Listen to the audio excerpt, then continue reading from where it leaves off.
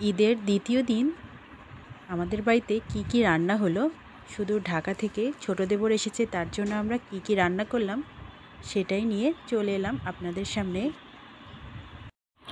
আসসালামু আলাইকুম ভিউয়ার্স, সবাই কেমন আছেন? আশা করি মহান রব্বুল আলামিন সবাইকে সুস্থ রেখেছেন, ভালো রেখেছেন। আজকে ঈদের দ্বিতীয় দিন, সবাইকে ঈদের শুভেচ্ছা, ঈদ মোবারক। দুপুরে খাবার যে প্লেটটা তৈরি করেছিলাম সাজিয়ে, সেটাই নিয়ে বসলাম আর ভাবলাম আমার ভিউয়ার্সদের সাথে একটু শেয়ার করি। যেহেতু আজ কতদিন লং ভিডিও ছাড়া হচ্ছে না, সময় স্বল্পতার কারণে, এজন্য একটু চলে এলাম খাওয়ার সময় ভিডিও করতে আর ভিউয়ার্সদের সাথে শেয়ার করতে। আজকে দুর্দান্ত একটা প্লেট সাজিয়েছি। ঈদের সময় সবাই কিন্তু গোশ, পোলাও, বিরিয়ানি, জর্দা, কোরমা, রোজ সব নিয়ে ব্যস্ত, কিন্তু আমাদের বাসায় আজকে কী রান্না হয়েছে একটু দেখুন, দেখলে আপনাদেরই টাস্কি লেগে যাবে। আজকে আমরা লাউ ফ্যামিলি হয়ে গিয়েছি। এখানে লাউ দিয়ে আলু দিয়ে মাছ রান্না করেছি। রুই মাছটা ছিল একটু ছোট সাইজের মাছ। আর এখানে লাউ পাতার স্পেশাল ভর্তা করা হয়েছে। কাঁচামরিচ কুচি, পেঁয়াজ কুচি, সব বাটা মশলা দিয়ে, সব গুঁড়া মশলা, তেল, লবণ দিয়ে মেখে নিয়ে পাতাটাকে মুড়িয়ে পাতুরি টাইপসের ভর্তা করা হয়েছে, কিন্তু মাছ বাদে। আর এখানে লাউ ভাজি করে নিয়েছি। লাউ ভাজিটা করেছি তেলের ওপরে। তারপর এখানে সবুজ শাক ভাজি করে নিয়েছি। তারপর এখানে লাউয়ের খোসা ভর্তা করে নিয়েছি। এখানে লাউয়ের বিচি ভর্তা করে নিয়েছি। আর এখানে একটু ঈদের দিনের মুরগি মাংস ছিল, সেটাও নিয়ে নিলাম। তার সাথে তো আছেই কাঁচামরিচ আর পেঁয়াজ। যেহেতু শাক খাবো, এজন্য একটু কাঁচামরিচ আর পেঁয়াজ নিয়ে নিলাম। তো ভিউয়ার্সদের কার কেমন লাগছে আজকের দুপুরের মেনুটা অবশ্যই কমেন্ট করে জানাতে ভুল করবেন না। একদমই ইউনিক, আমি তো মনে করি, এজন্যই একটু ভিউয়ার্সদের সাথে শেয়ার করতে চলে এলাম।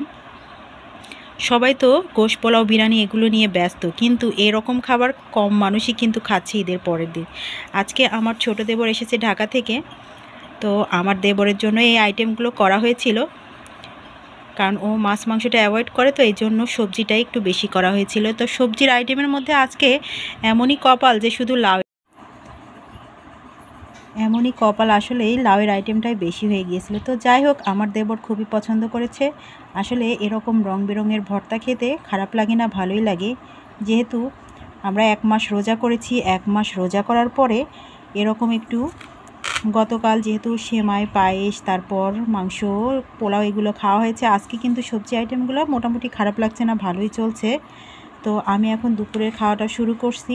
এতক্ষণ সব মেনুগুলো আপনাদের দেখাইলাম আর একটু শেয়ার করলাম। অবশ্যই কমেন্ট করে জানাতে ভুল করবেন না কেমন হয়েছে আজকের দুপুরের মেনুটা।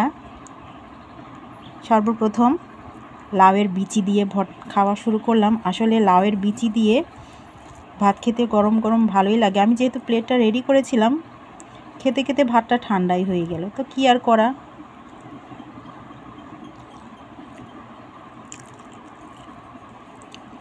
লাউয়ের বিচি ভর্তাটা কিন্তু খুব মজা হয়, বাদাম ভর্তার মতো অনেকটা লাগে। তো আজকে সময় স্বল্পতার কারণে পাটায় বেটে ভর্তা করা হয়নি, সবই ব্লেন্ডারে করা হয়েছিল, এজন্য 2-1টা এরকম গোটা বিচি থেকে গিয়েছে। যেহেতু অল্প সংখ্যক, তো ব্লেন্ডারে করতে গেলে একটু সমস্যা হয়। তো যাই হোক, আমি তো খাওয়া শুরু করে দিলাম। কারো যদি খেতে ইচ্ছা করে চলে আসেন আমার বাসায়।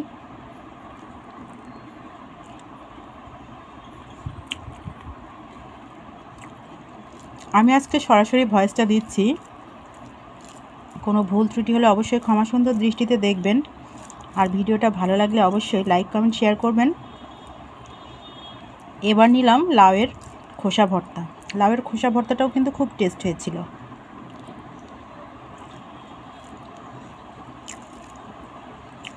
লাউয়ের বিচি খেলাম, লাউয়ের খোসা খেলাম,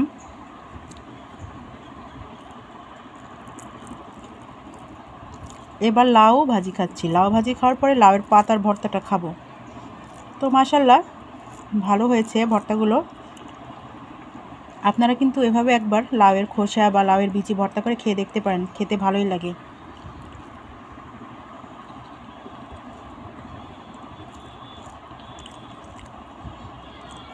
লাউ ভাজিটা খেলাম, এবার লাউয়ের পাতার ভর্তা খাবো। এই ভর্তাটা কিন্তু পাতুরি টাইপসের ভর্তা অনেকেই পছন্দ করেন।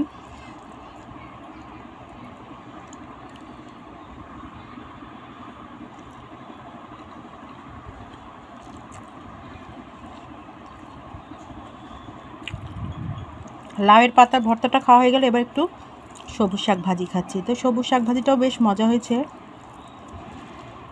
খেয়ে নিলাম। একটু লবণ কম হয়েছে। এবার লাউ দিয়ে মাছ রান্না।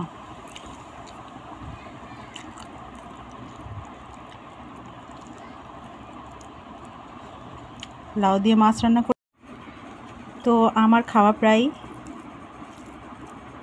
অর্ধেক হয়ে গিয়েছে। আমি এখন আপনাদের থেকে বিদায় নিচ্ছি। আশা করি সবাই খুব ভালো আছেন, ভালো থাকবেন সেই দোয়া রেখে আজকের ভিডিওটা এখানেই শেষ করছি। আসসালামু আলাইকুম, আল্লাহ হাফেজ, ঈদ মোবারক।